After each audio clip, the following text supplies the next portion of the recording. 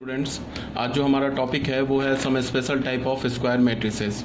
ठीक है। अब देखो ये क्या है कि ये जो अभी मैं तुम्हें 3 4 5 टाइप के कुछ स्क्वायर मैट्रिसेस बताऊंगा, वो क्या है कि वो बोर्ड के पॉइंट ऑफ व्यू से तो इम्पोर्टेंट नहीं है। बोर्ड के पॉइंट ऑफ व्यू से क्या मतलब हुआ कि बोर्ड में नहीं आता है। ठीक है। तो हाँ, लेकिन ये जेई मेंस और जेई एडवांस के लिए बहुत इंपॉर्टेंट है।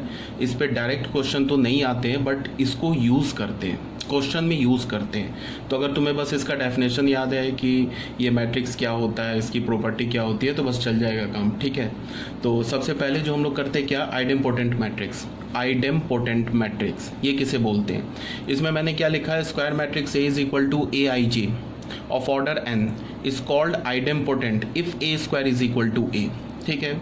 इसका मतलब क्या है कि कोई भी स्क्वायर मैट्रिक्स जो n ऑर्डर का है उसको हम आइडेम्पोटेंट कब बोलेंगे? जब उस मैट्रिक्स का स्क्वायर खुद ए मैट्रिक्स के इक्वल हो। मतलब क्या हो, ए स्क्वायर इज इक्वल टू ए। अगर ऐसा कोई भी मैट्रिक्स है तो उसे हम क्या बोलेंगे, आइडेम्पोटेंट मैट्रिक्स बोलेंगे। ठीक है।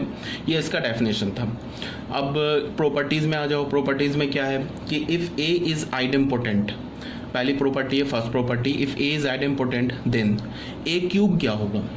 ए क्यूब को हम कैसे लिख सकते हैं, ए स्क्वायर इंटू ए। ठीक है। अब फिर ए स्क्वायर को क्या लिख सकते हैं, A, because A square is equal to A. ये तो आइडेम्पोटेंट का प्रॉपर्टी हो गया। तो फिर क्या हो जाएगा, यहाँ ए लिख दिया तो फिर ये हो जाएगा ए इंटू ए, तो फिर ये बन जाएगा A square. Again A square is A, तो ए क्यूब क्या मिला हमें, ए। फिर ए टू द पावर 4 पे आ जाओ। ए टू द पावर 4 को क्या लिखोगे, A to the power 3 into A. A to the power 3 का वैल्यू क्या होगा, अगेन अभी हमने ऊपर कैलकुलेट किया ए, तो यहाँ लिख दिया ए, तो ए इंटू ए, फिर ये ए स्क्वायर हो गया, again A square is A. Similarly A to the power 5 is A and so on. तो हम क्या बोलेंगे, if A is idempotent matrix, अगर हमारा मैट्रिक्स ए आइडेम्पोटेंट है तो A to the power m is equal to A, where m is any natural number. ठीक है।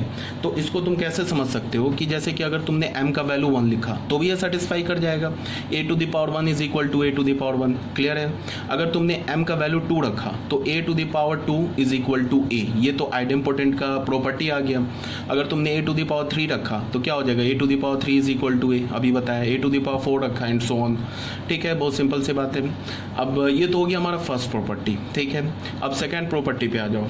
यहाँ क्या लिखा है कि if A square is equal to A, हमारा जो मैट्रिक्स है ना, ए आइडेम्पोटेंट है तो A square is equal to A होगा। ठीक है। ये तो आइडेम्पोटेंट का डेफिनेशन हो गया। तो फिर हमने क्या किया, दोनों साइड मॉड ले लिया। तो यहाँ से क्या हो जाएगा, mod of A square is equal to mod of A. फिर क्या हो जाएगा, ये मॉड का मतलब डिटर्मिनेंट ऑफ ए। तो यहाँ से क्या होगा, determinant of A whole square is equal to determinant of A. ये प्रॉपर्टी लग गई। ये ऑलरेडी मैंने बता रखा है कि किसी मैट्रिक्स का nth पावर लेके डिटर्मिनेंट लो या डिटर्मिनेंट लेके nth पावर लो, बात बराबर है। ठीक है। तो ये क्या हो गया, ये तो एक रियल नंबर हो गया ना। ये तो ऐसे लिखा है ना, x square is equal to x. तो अगर जब भी x square is equal to x लिखा होगा तो एक्स के क्या कितने वैल्यूज आएंगे, 2 वैल्यूज आएंगे, 0 and 1।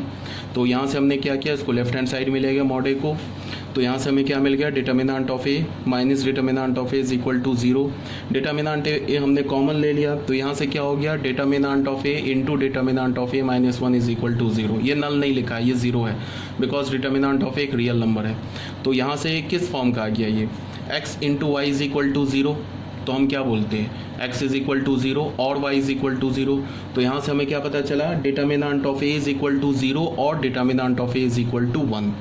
Hence determinant value of an idempotent matrix is इधर 0 और 1।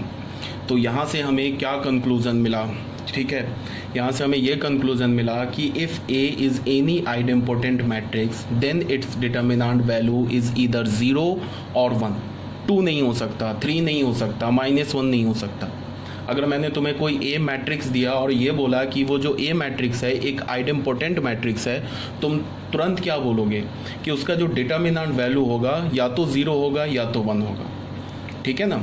अब इसको हम यूज़ कैसे कर सकते हैं, इसको हम ऐसे यूज़ कर सकते हैं कि जैसे हमने कोई एक मैट्रिक्स दे दिया और उसको हमने क्या बोला कि check whether this matrix is idempotent और नॉट। तो एक तो रास्ता क्या है कि तुमने क्या करो कि उस मैट्रिक्स का स्क्वायर ले लो और देख लो कि वो सेम मैट्रिक्स के इक्वल आया कि नहीं। अगर सेम मैट्रिक्स के इक्वल आ गया तो आइडेम्पोटेंट है, नहीं आया तो नहीं है। दूसरा क्या रास्ता है कि तुमने उसका डिटर्मिनेंट वैल्यू ले लिया। तो डिटर्मिनेंट वैल्यू लिया, अगर मान लो -2 आ गया तो तुमने उसी वक्त उसे रिजेक्ट कर दिया, बोला कि this matrix can not be idempotent because it's determinant value is -1। ठीक है, ये सब इतना बोलने की ज़रूरत है नहीं, सब ऐसे ही है बस। ठीक है, ये समझ में आ गया होगा, फर्स्ट प्रॉपर्टी क्लियर होगा। फर्स्ट प्रॉपर्टी में क्या बोला कि अगर ए आइडेम्पोटेंट मैट्रिक्स है तो ए पर कोई भी पावर ले लो, दुनिया का नेचुरल नंबर कोई भी पावर ले लो, वो ए के इक्वल ही आएगा। सेकेंड प्रॉपर्टी में क्या बोला कि अगर ए हमारा एक आइडेम्पोटेंट मैट्रिक्स है तो उसका जो स्क्वायर होगा ना, स्क्वायर आइडेम्पोटेंट मैट्रिक्स है तो उसका क्या होगा, जो डिटर्मिनेंट होगा ना, वो डिटर्मिनेंट इज इधर 0 और डिटर्मिनेंट इज इधर 1। ये भी क्लियर है।